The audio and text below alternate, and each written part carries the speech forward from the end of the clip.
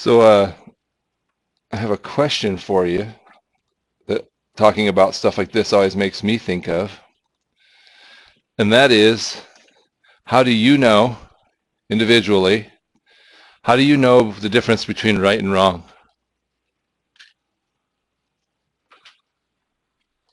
Yeah, Steve. Okay, and what do you mean by that? When you say your conscience, what do you mean?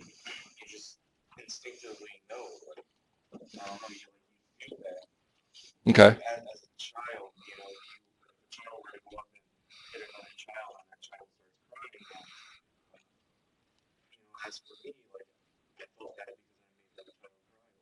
Okay.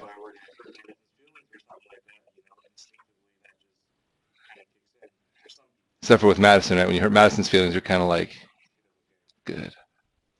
It's a joke, Madison. You're wonderful. We would never want to hurt you.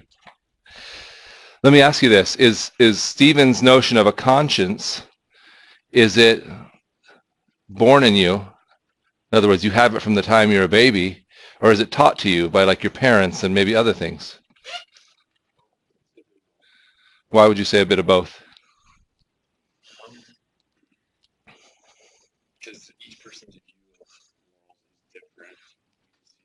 Mm-hmm.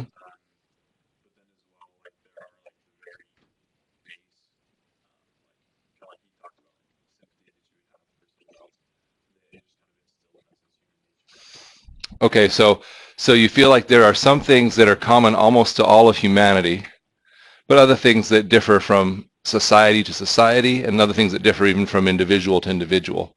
Maybe, yeah? And so that would lead you to conclude that perhaps there are some parts of our conscience or our sense of right and wrong that are innate. They come maybe from natural law, right? And others that are learned, that are taught to us. Um, I've seen families that have like vastly different views. My wife's cousin, they do not allow their kids to fart. They think it's wrong. I'm like, everybody, but what that means is you have to like go into the bathroom or something, right? I know I use kind of a gross example, but because that's something that like in other families, it's like a contest, right? Like who's the best, So in one family, it's considered immoral almost, like you do not do that in front of other people. In another family, it's like, yeah, that was a good one, right? Like, and then most of us are somewhere between the ends of that continuum. Does anybody want to challenge the notion that there is some innate right or wrong? There are people who believe that it's all just learned. Yeah. Anybody want to make an argument in favor of that, even if you don't believe it? Like just to say that it's dangerous territory in a community like this, where everybody's religious, right? But going back to the nature versus nurture debate. Yeah.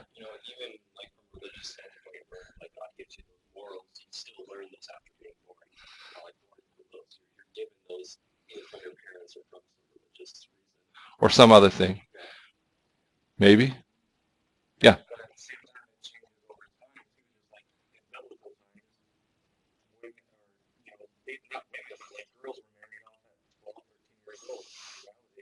We would find that shocking, right?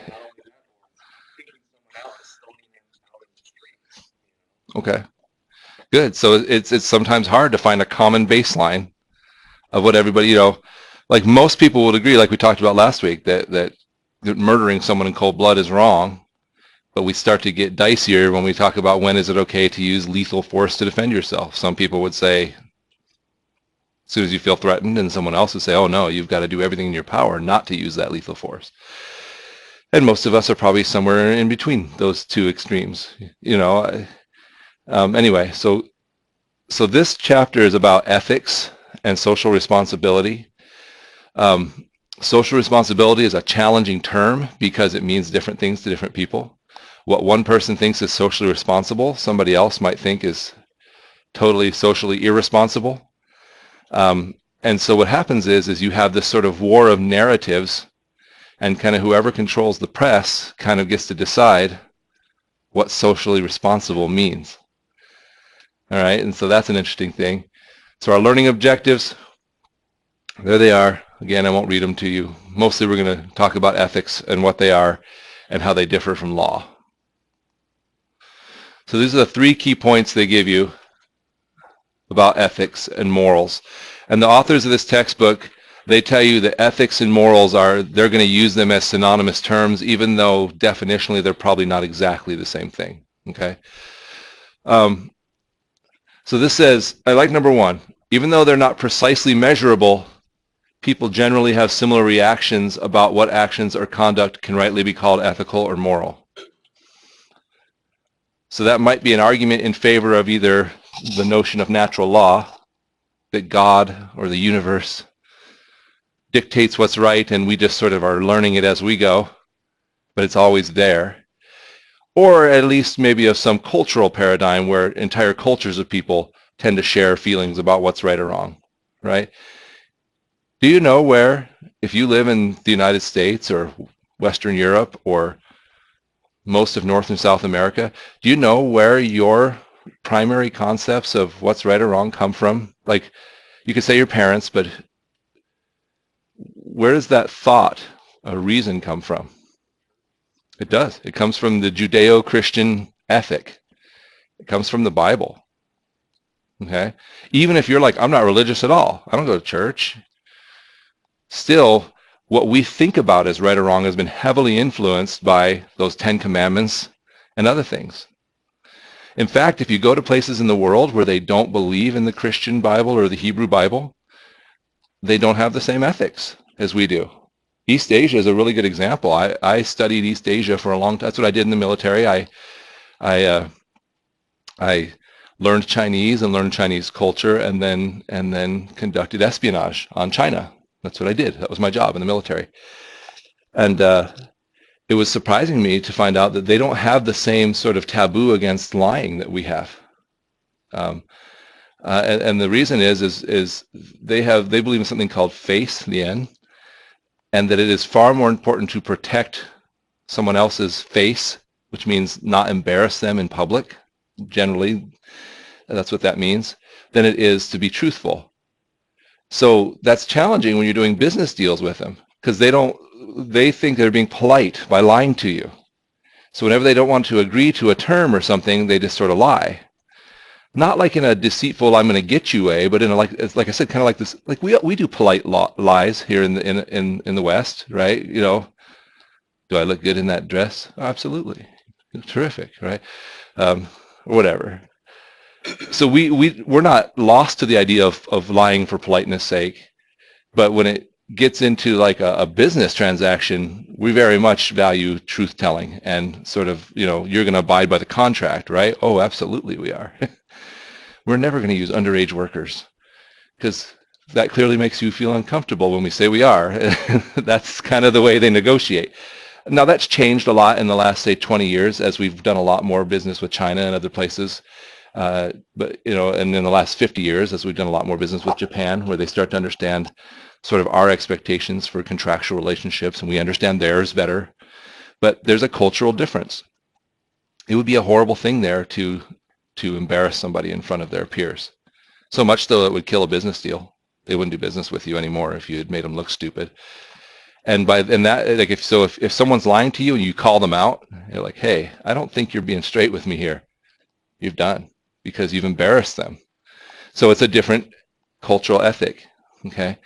And at first you think, those backward people, and then when you work with them, you think, no, they just have a different way of looking at the world. They still value honesty, okay? But they value protecting people's feelings even more. And so it would be the greater wrong to hurt somebody in public. Anyway, so most of us have similar reactions about what we think is right or wrong. We need and value ethical people and want to be around them. Typically, when you ask people what do they admire about other people, things like honesty come up, things like they do what they say, right? We value that in our culture. And then the third one, saying that someone is law-abiding does not mean the same as saying they're ethical. Can anybody give me an example of something that may be legal but not ethical? Yeah. Okay. Yeah, nobody's going to fire, or you're not going to go to jail for cheating on your homework. It may be illegal in the sense that it's against our policies, but not law policies, right? So good. How about something that is ethical but not legal? This is where our debates always rage in our society, just so you know. You may know what yeah. It would be like somebody following the natural law as opposed to what the law says. So Rosa Parks refusing to move from the seat of the bus, right? We all call her a hero because she says, in essence, I'm not, that law is not right and I'm not going to follow it. Okay. I think some of the laws right now regarding euthanasia, you know what euthanasia is? Mercy killing for people who are sick. There are people who would say that the only moral and right thing to do would be allow someone who's dying and ill to have that choice. But there are the other people who would say absolutely not. That's God's province and we don't break into that and we don't allow that by the law. And so those places where ethics and the law sort of crash into each other, or sometimes I call it the macro-micro dilemma, where the micro, what can I choose for myself, crashes into the macro, what should society allow? When those two things smack into each other, that's where we get the hot topics, right? Should we allow people to kill themselves if they want to? It's their life. Is it really their life, or does their life partially belong to society? Do you have a duty to the broader society that you can't just undercut just because you want to? Is it okay for me to say I think it's wrong in God's eyes, and therefore make a law that makes you not be able to do it, even though you don't believe in God, or whatever?